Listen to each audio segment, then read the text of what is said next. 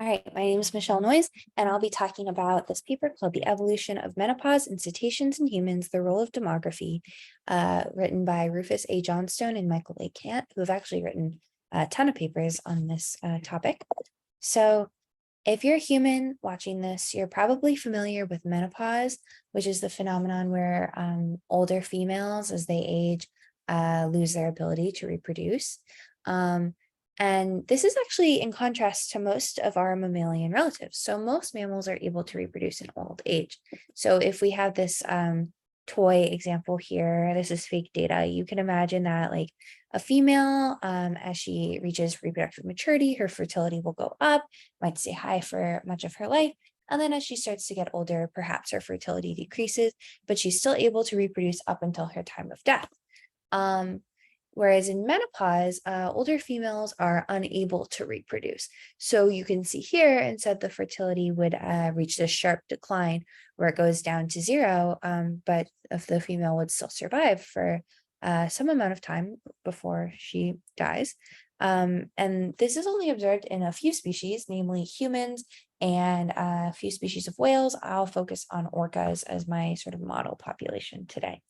So there's been a lot of discussion about why this may have occurred in these quite disparate species of humans and whales, especially since it hasn't really been observed in a lot of other ape species. And one of the leading hypotheses is called the grandmother hypothesis.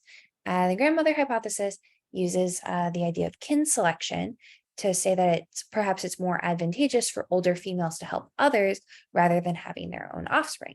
So if you can imagine this focal female here in red, forsaking her own offspring or deciding not to have any more, and instead favoring helping out this like pink female and raising her offspring. You can imagine there'd be obviously some sort of cost to the number of offspring she has, but probably some sort of benefit to either the quantity or quality of this other female's offspring. So we can think about this as C, the effective cost to our focal female, and B, the benefit to other individuals. So if you're just helping out some random whale's offspring, that probably wouldn't be that advantageous to you. But what's cool is that costs and benefits are scaled by relatedness. So the idea here is that if you're related enough to the people you're helping out, menopause will be favored when the benefits to your family outweigh the costs to your own offspring. So you can, this is R, the relatedness, times B, the benefit to others, minus C, the cost to you, has to be greater than zero for it to be favored for you to stop having your own kids and help someone with theirs. So the authors think that why this might have happened in humans and whales might be because of their unique social dynamics that increase a female's relatedness as she ages, thereby making it more advantage for her to stop reproducing. So if we imagine these like 4 pods of whales here, and they have some sort of relationships between them, maybe there's some migration, maybe there's some romance happening between the pods, and we take our focal female here in red, the idea is as she gets older, her relatedness to this pod in particular will increase, and therefore the benefit of her helping them with their kids instead of having her own should also increase. So the way that they're going to think about this is they're going to use this sort of idealized population, and I'll go through the life cycle of this population. So first we're going to have these groups of whales dispersed with like the infinite island model. And so if we have these like 5 pods here, they're going to go through all the same phases. So the first is reproduction. So reproduction between a father and a mother in the same group. So 2 whales in this pod mating is going to be M. And then with probability 1 minus M, the dad is going to come from a different group. And then next is dispersal. So what's important to note here is that only newborns, only whales born in this reproduction step will migrate. Any adults will stay where they're at. So this is going to happen with probability DM for males and DF for females. Next, there's going to be adult mortality. So some adults will die, males with probability mu of M and females with probability mu of F. And then lastly, there's going to be some competition for breeding position, but this isn't actually broken out in their models. So they're going to take this life cycle and they're going to use it to create 2 models to tease out the relationship between age, relatedness, social behavior, and menopause. So the first question they're going to ask is, how do mating and dispersal conditions affect a female's relatedness to her group as she ages? So the way that they're going to do this is they're going to model the probability of IBD, which stands for identity by descent. So the idea of IBD is simply you're asking, if I have this copy of a gene and you have this copy of a gene, what's the probability that we got them from the same common ancestor? So maybe we have the same mom, we have the same grandparent, great grandparent, so on and so forth. So GF, we'll start there, is going to be the probability that two alleles from the same locus in the same female are identity by descent. So if we're sampling with replacement, this copy of a gene on their first chromosome and this copy of the same gene on the second copy of their chromosome, what's the probability that these two come from some common ancestor? So obviously there's a chance, since we're sampling with replacement, that we'll pick the same copy twice. So if we pick the same copy twice, the probability of IBD is 1, right? They came from the same parent. And then if we pick the two different alleles, the probability that they're going to be inherited from the same group is M times G of FM. And that's going to be the probability of IBD for a random allele in a female and a male, right? So that the mom and the dad of this individual share some common ancestor in the recent past. So we can sum all that up together to be 1 plus M times GFM over 2. We can do the same thing for males. So if we sample two alleles in the same male, and it turns out to actually be the same. And now when it starts to get complicated is if we're looking at two alleles from the same locus in different females. So we're going to define that as GFF. And I'm going to walk you through how the authors define this case. So they're going to break it down into 3 specific cases. The first is, okay, what if both of the sampled females are newborn? So they were both born this generation. The probability of that is going to be mu F squared. And then we have to ask, okay, did they disperse? So were they born here, or did one of them or both of them come from different groups? So once we break that out, there's 3 cases. So the first is that both of the sampled alleles are maternal. So the gene that you're looking at in the red female comes from her mom, and the gene that you're looking at in the pink female also comes from her mom. That's going to happen with probability 1 over 4. So there is some chance that they have the same mom, in which case the IBD there would be GF. It's the probability that the two alleles in the same locus in the same female are IBD. And then if they're from different moms, it's going to be GFF, which, if you'll notice, is the value that we're trying to calculate. So you can see already how this is somewhat recursive. Okay, so what if now one allele is sampled from the mom and one is from the dad? Then it's quite simply the probability of IBD is the probability of IBD between a female and a male in the group. And then the converse of the both maternal case is the both paternal case. And you can see here that it follows the same logic, except now it's in terms of GM instead of GF. So we can sum all that together. The next case is going to be, okay, what if one of the sampled females is a newborn and the other is adult? So something interesting to note here is we now only have to worry about one of the individuals having dispersed, right? Because adult females do not disperse. So we can break this into 2 cases. Okay, what if the sampled allele is maternally inherited? Well, there's a chance that the adult that you're sampling is this newborn individual's mom, in which case the probability of IBD would just be GF. And then if she's not the mom, she's just another random adult in the population, probability of IBD there is going to be GFF. And then similarly, with the paternal allele, it's just going to be GFM. And then lastly, in the case where both sampled individuals are adults, we don't have to worry about dispersal at all. We just have to worry about 1 minus mu F squared. So the probability that they have both survived, and then we scale that by GFM. So we can sum that all together to get GFF. And we do this now we apply the same logic, break down case by case for GFM, so sampling a locus in a male and a female, and then GMM, so sampling a locus in 2 males. And we use these values to define relatedness coefficients. So RFF, the relatedness coefficient between 2 females in the population, is going to be GFF So IBD across two females over GF, IBD within a female. And similarly, you can track that across a female and a male and a female, and two males. But as I was saying earlier, we're concerned with how a female's relatedness changes as she ages. So we're actually going to need to redefine these IBD probabilities for an individual of age A. So now instead we'll have GAFF. So the probability two alleles in the same locus in different females are IBD, given our focal female is of age A. So that sounds a little complicated, but it's basically just using the same principle. So there's two cases here. The first is that the other female is newborn, and our focal individual is, of course, of age A. So we can break this down into the probability that the allele from the other female is maternally inherited. So then, okay, the first thing we have to ask, is the focal female the mom? And then if not, then we have this recursive part here where the probability of IBD is going to be G of A minus 1 FF. So what's the IBD between this individual's in the last step? So it gets sort of complicated because you're going to have to define, but it's officially the probability that a random adult female would have been IBD to a random allele from the focal female in the last time step when the focal female was age A minus 1.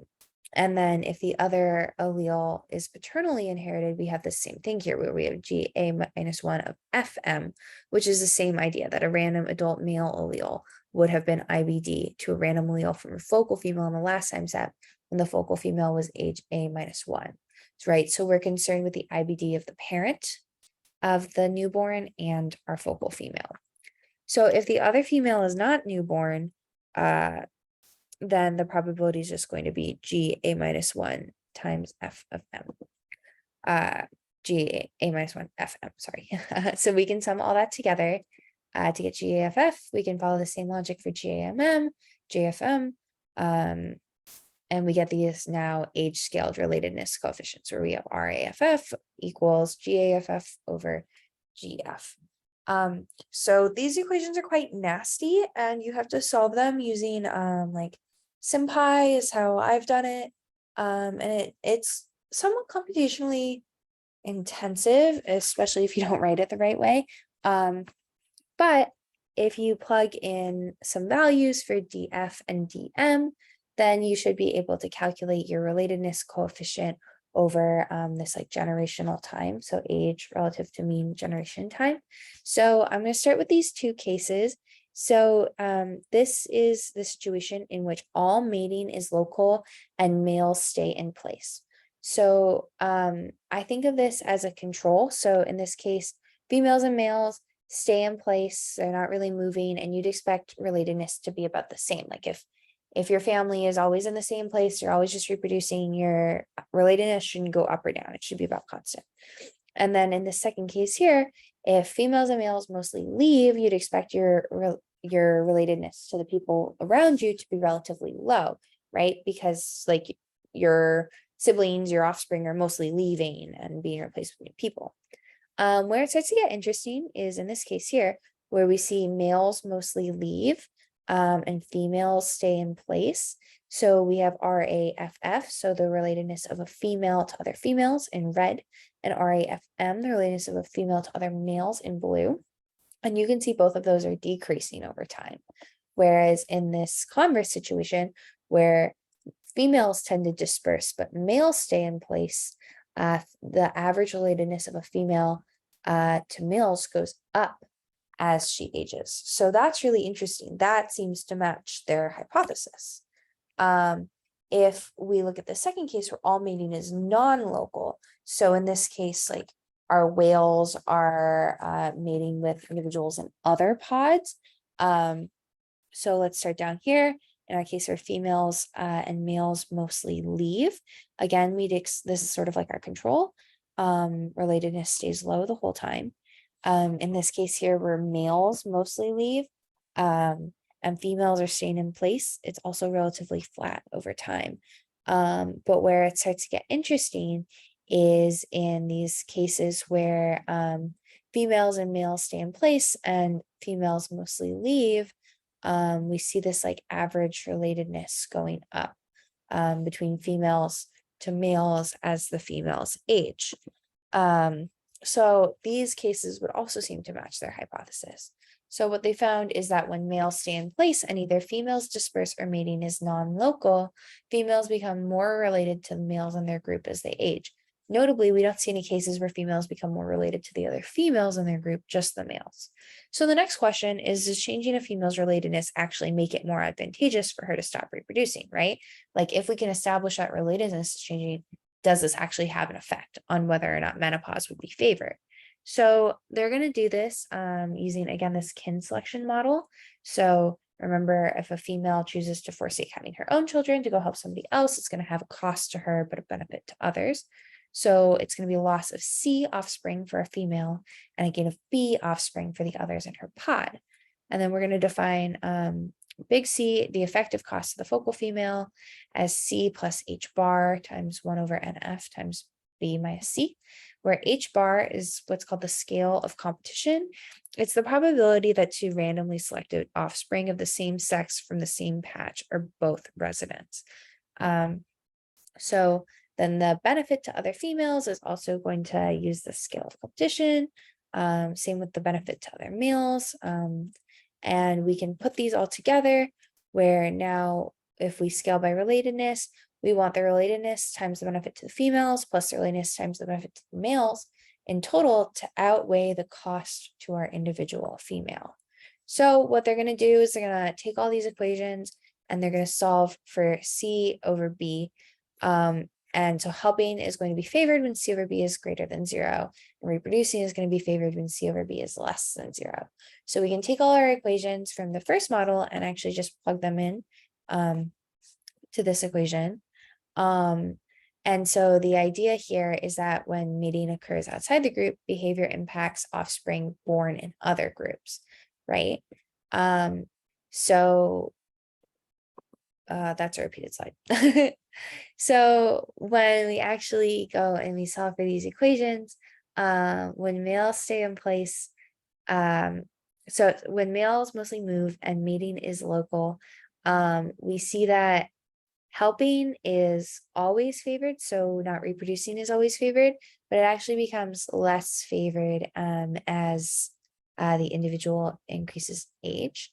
But what gets interesting is if we look at this case here where mating is local and females mostly leave. So newborn females are dispersing, whereas males are always staying in place. And we see that when females are younger, it's favored for them to have their own offspring, but as they age, it's favored for them to help others in their pod. So as females age, not reproducing becomes more beneficial. And then in this other case here where neither sex moves, so everybody just stays in place all the time and mating is non-local. So people aren't moving, but every time they're going to reproduce, they're reproducing with somebody outside of their group. We see the same pattern here where reproducing is favored when you're younger, but helping is favored when you're older. And what's interesting is the authors argue that this first pattern is typical of most mammals, where this case where females mostly disperse and mating is local seems to mirror human behavior versus this like everybody staying where they were born, but mating happening between groups seems to more mirror what is observed in different orca populations. So when males stay in place and either females disperse or mating is non-local, not reproducing becomes more advantageous as females age and their relatedness increases. So to recap, under conditions where males do not move between groups and either females move or mating is non-local, females do in fact, based on their model, become more related to their group as they age. And this increased relatedness makes it more beneficial for older females to stop reproducing and instead help raise other offspring in their group. So few mammals demonstrate this social behavior. Both humans and toothed whales are notable exceptions, and they're the only species to demonstrate menopause. And while this isn't a full explanation of the evolution of menopause, it definitely provides evidence that a social dynamic may have played a role in shaping this evolution. And that's all I have. Thank you very much. I'm going to stop my recording.